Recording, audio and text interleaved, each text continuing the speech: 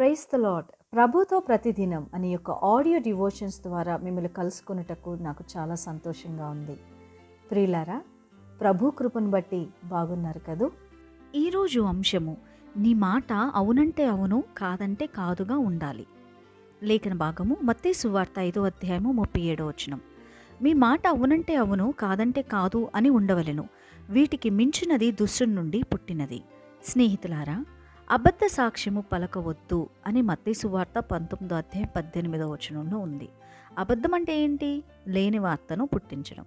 అబద్ధమాడే వాళ్ళంతా సాతాను పిల్లలే అని చెప్పొచ్చు. అయితే కొన్నిసార్లు అబద్ధం చెప్తున్నామనే విషయం కూడా తెలియకుండా చాలామంది అబద్ధాలు ఆడుతూ ఉంటారు. ఎందుకంటే అబద్ధాలు చెప్పడం అంతగా అలవాటైపోయింది. ఇక సెల్ ఫోన్ వచ్చిన తర్వాత అయితే అబద్ధాల సంఖ్య నూరంతలుగా మారిపోతూ ఉన్నది.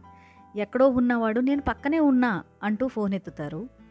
పక్కనే ఉండి నేను ఎక్కడో ఉన్నాను అని చెప్తూ ఉంటారు. ఇలా లెక్కలేనన్ని అబద్ధాలు.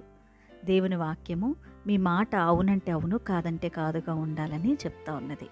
ఒక చిన్న అబద్ధం ఎంత ప్రభావాన్ని చూపుతుందంటే, యేసు ప్రభువారు సమాధి నుండి లేచిన తర్వాత ఆయన లేవలేదు, మేము నిద్రపోతుంటే ఆయన శవాన్ని ఎవరో వచ్చి ఎత్తుకుపోయారని కావలి వారి చేత అబద్ధం చెప్పించారు అలనాడు. ఆ చిన్న అబద్ధం ఈరోజు 2000 సంవత్సరాలు గతించిపోయినా యూదులకు రక్షణ లేకుండా చేస్తూ ఉన్నది. కాబట్టి స్నేహితులారా, అబద్ధాలకు జనకుడు సాతానుడు. అంత సులువుగా అబద్ధాలు ఆడటం అనేది దేవునికి ఇష్టం లేని పని. అబద్ధాలు ఆడేవాళ్ళు పరలోకానికి వెళ్ళరు.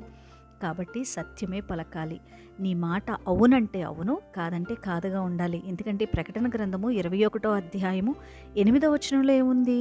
అబద్ధికులందరూ అగ్నిగంధకములతో మండు గుండములో పాలు పొందుదురు, ఇది 2వ మరణము అని వాక్యం సెలవిస్తుంది. ఊహలకే భయంకరంగా ఉంది కదండి. కాబట్టి మన నాలుకను కాచుకుందాం. అబద్ధాలు ఎట్టి పరిస్థితులు ఆడొద్దు. మన మాట అవునంటే అవును, కాదంటే కాదు. సత్యం మాట్లాడడానికి భయపడొద్దు, అబద్ధం మాట్లాడడానికి భయపడు. ఎందుకంటే దేవుడు వింటున్నాడు, చూస్తున్నాడు. దేవుణ్ణి మహిమపరుద్దాం. మన మాట అవునంటే అవును, కాదంటే కాదుగా ఉండాలి. ఈ రోజంతా దేవుడు మిమ్మల్ని దీవించి ఆశీర్వదించునుగాక. ఆమేన్.